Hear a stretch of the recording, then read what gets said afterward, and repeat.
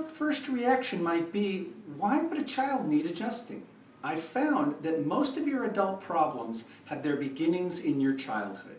I've been trained to evaluate the nervous system in your children to determine if they have anything blocking their ability to heal themselves. Then, using extremely gentle and no force adjusting, I restore that balance in their spine. Remember that your children's nervous system is growing more during childhood than at any other time. You want to be sure that their nervous system is free of any interference. I recommend that you bring your children in for an evaluation to see if they have any blocks. We offer this initial evaluation at no charge for your children.